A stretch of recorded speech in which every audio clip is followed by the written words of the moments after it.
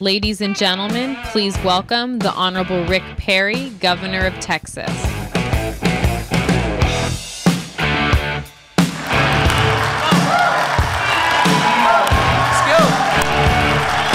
Come on, get it up. Good morning. Yes, it is a good morning in America. And the best part about it is that we're getting to be in the presence and stand in the presence of American patriots. You know, I'm reminded this morning of words that speak to the American soul. Words spoken by Thomas Jefferson, who said, "A little rebellion now and then is a good thing." My friends, our country is in peril. Our debt's at a record amount, our economy. And this economic recovery is absolutely stagnant. Our place in the world is weakened. So I have a simple solution. It's time for a little rebellion on the battlefield of ideas.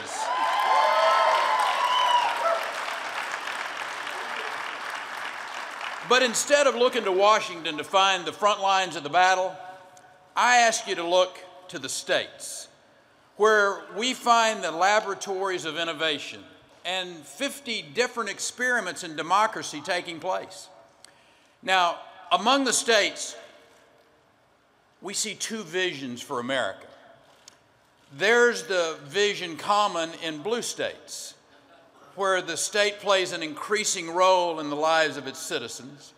In these states, taxes are on the rise, pension programs are out of control, and jobs are leaving by the truckloads.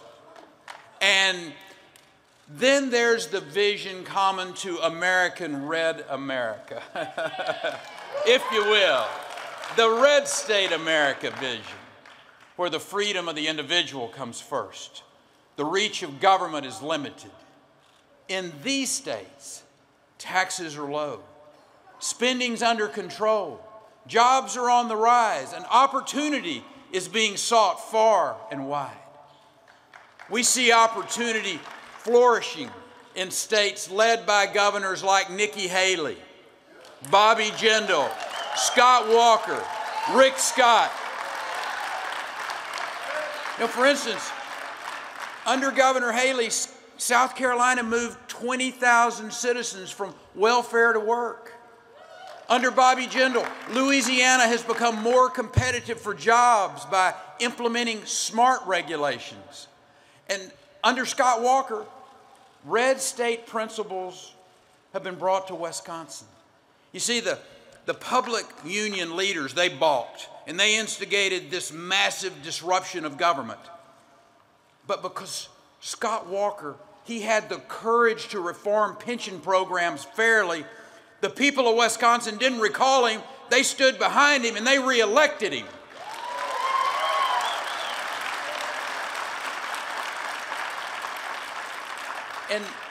And under Rick Scott, Florida's unemployment rate has dropped for 3 straight years. When just 4 years ago, his predecessor presided over the loss of more than 800,000 jobs. And now that guy wants his job back. And with a record like that, appropriately, he is running this time to seek it as a Democrat. So you got to ask yourself, what is the common denominator in these states? It's conservative governors who cut taxes, who control spending, who invest in jobs. It is conservative governors who trust the people more than the machinery of government. It's conservative governors who know the freedom of the individual must come before the power of the state. And the contrast with blue states is crystal clear. Let's pick any two. Heck, let's pick the two biggest, New York and California. From the East Coast to the West Coast, no two states have lost more personal income to other states than New York and California. If you rent a U-Haul to move your company, it costs twice as much to go from San Francisco to Austin than the other way around, because you can't find enough trucks to flee the Golden State.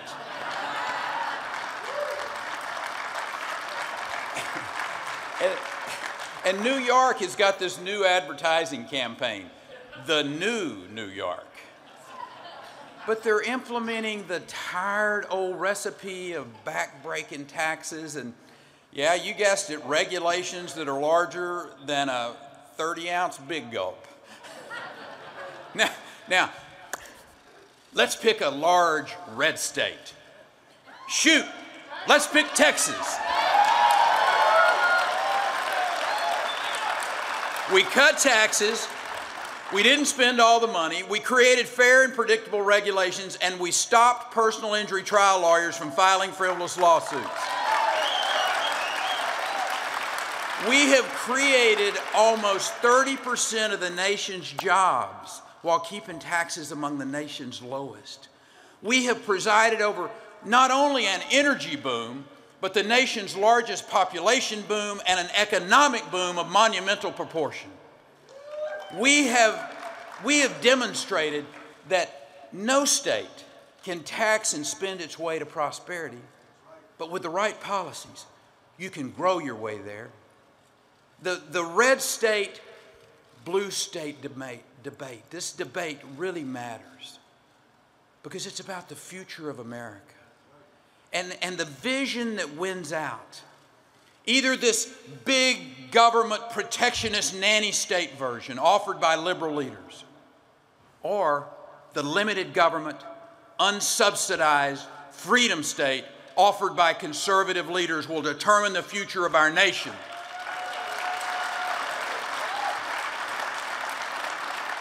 America cannot sustain its current fiscal course. We cannot continue to borrow trillions of dollars from bankers in Beijing and Brazil and Tokyo. And the downgrading of our credit, for the first time 2 years ago, it shouldn't have surprised anyone. Our leaders were fighting over a few $billion in spending cuts, while our debt has soared by trillions in the last 5 years. How can the greatest nation on earth continue to spend its way to astounding debt without the bill ever coming due? How can we explode federal and state budgets with unreformed entitlement programs without the bill ever coming due? How can we appease a Syrian tyrant and embolden his Russian ally without the bill ever coming due?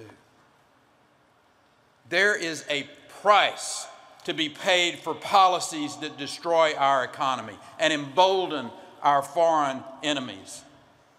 And I am here today to say we don't have to accept recent history. We just need to change the presidency.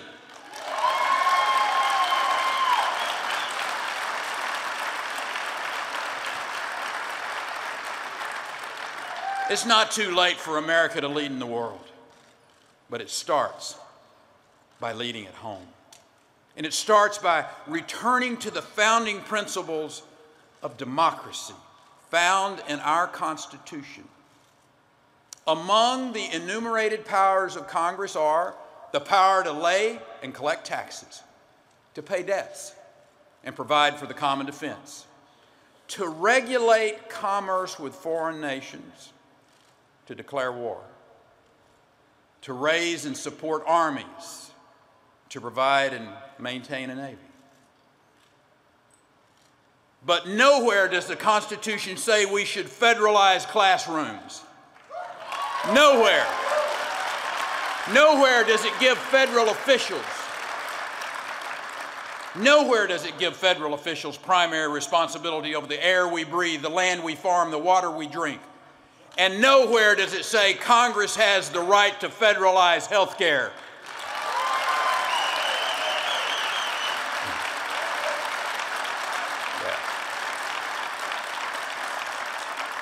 You see, it is inherent in human nature once given power, to never give it back.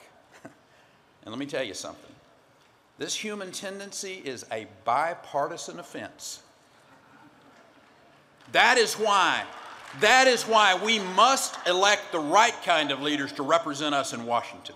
Leaders who devolve power to the states and not rob them of it. Leaders who believe in free markets and not a bigger federal government. Leaders who respect the freedom of the individual instead of depriving them of the power to realize a dream. It is time for Washington to focus on the few things the Constitution establishes as the federal government's role. Defend our country, provide a cogent foreign policy, and what the heck, deliver the mail, preferably on time and on Saturdays.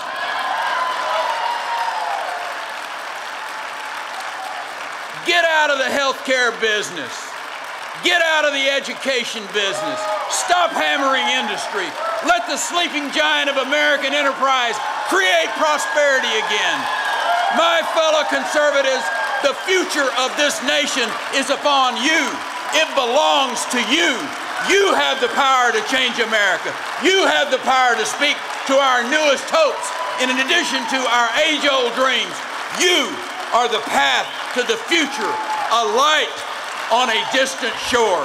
And you represent the renewed hope that America can be great again. God bless you, and God bless this great country we live in.